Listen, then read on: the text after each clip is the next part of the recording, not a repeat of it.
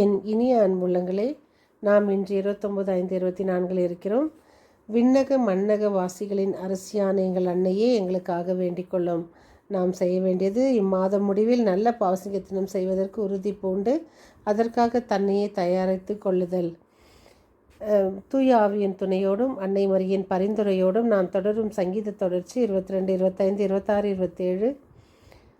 எளியோர் உணவு உண்டு நிறைவு பெறுவர், ஆண்டவரை நாடுவோர் அவரை புகழ்வார்களாக, அவர்கள் இதயம் என்றென்றும் வாழ்வதாக. நீதிமொழிகள் 11, 16, 17, 18.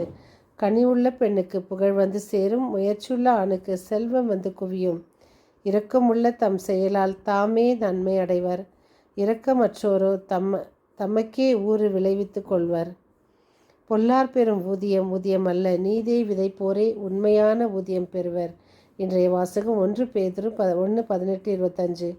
உங்களை விடுவித்து கொடுக்கப்பட்ட விலை உங்களை விடுவிக்க கொடுக்கப்பட்ட விலை கிறிஸ்துவின் உயர் மதிப்புள்ள இரத்தமாகும்.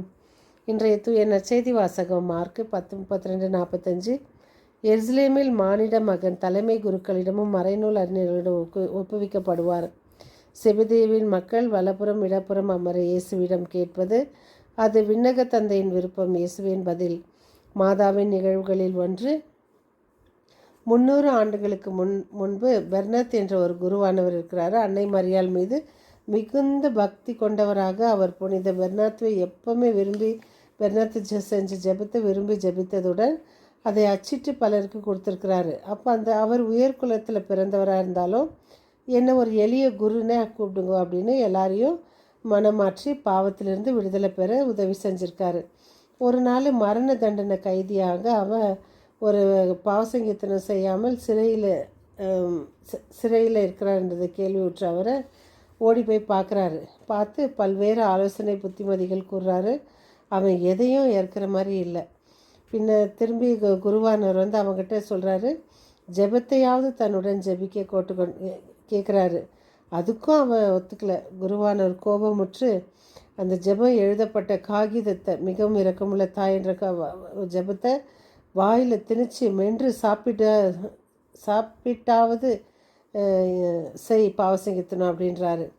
அவன் கை விலங்கிடப்பட்ட இருந்ததால் அவனால் எதுவும் செய்ய முடியவில்லை. பின்னர் குருவானவர் முழந்தாளிலிருந்து அவருடன் அவர் கூறிய ஜெபத்தை ஜெபிக்கலானான். இறைவனின் திருவுளத்திற்கேற்ப பெற்று தருபவர்கள் இதனை மனதிற்கு நாம் அன்னையிடம் இதை பற்றி நாம் செய்யும்போது அன்னை நமக்கு மனமுருகி நம்மை மன்னிப்பார். ஸோ அவனும் புனித மனிதனாகி திரளான கண்ணீருடன் செஞ்ச பாவங்களை எல்லாம் எண்ணி மனம் வருந்தி மன்னிப்பு கேட்டு பாவசங்கீர்த்தனை செஞ்சு தக்க ஆதாரத்துடன் அவன் ரொம்ப மன வருத்தப்பட்டு பாவசங்கீர்த்தனை செஞ்சு தக்க ஆதாரத்துடன் கீழே அப்படியே மகிழ்ச்சி அடைந்து இறைவன் காண்பித்த இரக்கத்தை எண்ணி பார்த்து ஏற்பட்ட மகிழ்ச்சியால் தனது பாவத்திலிருந்து மன வருத்தத்தினாலும் அப்படியே மூச்சு ஆகி கீழே விழுந்து அமைதியான மரணம் அடைகிறான். இதே போல் அந்த குருவானவர் இன்னொரு நாள் மரண தண்டனை கைதியை வந்து அழைச்சின்னு போகிறாங்க. அப்போ இவர் பின்னாலேயே போகிறாரு. போயிட்டு அவகிட்ட அன்பாக பேசுகிறாரு. அவன் அந்த நேரத்தில் இறைவனை தகாத வார்த்தை பேசி திட்டுறான்.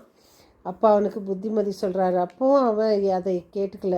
அப்புறம் கழுமறை இருக்கிற இடத்துக்கு அவனை கூட்டின்னு போகிறாங்க. குருவானவர் அங்கும் போகிறாரு. பின்னாலே போகும்போது அவங்ககிட்ட புத்திமதி சொல்கிறாரு. அவன் காலில் எட்டி உதைக்கிறான். எட்டி வச்சு குருவானர் காயமுற்று ஒரு காலில் ரத்தம் கொட்டுது. ஆனாலும் மனம் தளராமல் அவன் இருந்த இடத்துக்கு எழுந்து முழந்தால் படியிட்டு புனித பெர்னத்துவின் ஜெபத்தை வந்து ஜோராக சத்தமாக ஜெபிக்கிறாரு. ஜெபிக்கும் போது அந்த ஜெபத்தை கேட்ட மாத்திரத்திலே அவன் மனமாற்றம் பெற்று தான் செஞ்ச பாவங்கள் அனைத்தையும் குருவானவன் அறிக்கையிட்டு நல்ல பாவசங்கீர்த்தனை செய்து நாள்தோறும் இரக்கமுள்ள தாய் என்ற ஜெபத்தை பக்தியுடன் சொல்லி பல ஆசிரை பெற்று பல ஆதாரத்துடன் அவன் நல்ல மரணத்தை தழுவுறான். ஸோ நாமும் மிகவும் இரக்கமுள்ள தாயை ஜெபத்துக்கு மிகுந்த பலன் உண்டு. புனித தெரேசா அம்மாவில் அன்னை தெரேசா, கல்கட்டா தெரேசா அம்மா வந்து இதை எப்பவுமே சொல்லுவாங்க, மிகவும் இரக்கமுள்ள தாய்க்கு இருக்கிற ஒரு புதுமை வேறு எதுக்குமே இல்லை அப்படின்ட்டுன்னு. அவங்க நிறைய சக்ஸஸ் பண்ணுது அதனால தானா. அப்படின்னு நமக்கு சொல்லி கொடுத்துருக்காங்க. நாமளும் அதை நிறைய ஜெபம் மிக இறக்கமுள்ள தாயை செய்வோம். பாவசிங்கத்தினம் செய்வோம். பாவசிங்கத்தினத்தினால நம்மளுக்கு எவ்வளோ நன்மைகள்ன்றதை நம் கத்தோலிக்க கிறிஸ்தவர்களாகிய நமக்கு தெரியும். அதனால் பிள்ளைகளுக்கு ஒருத்துவம், வாலிப பிள்ளைகளையும் வயதானவர்களையும் பாவசிங்க தினத்திற்கு அழைத்து வருவோம். நாம் தினந்தோறும் ஜெபமாலை ஜெபிப்போம். கெபியல் ஜெபமாலை ஜெபிப்போம். மீண்டும் சந்திக்கும் வரை உங்கள் அன்பு தோழி.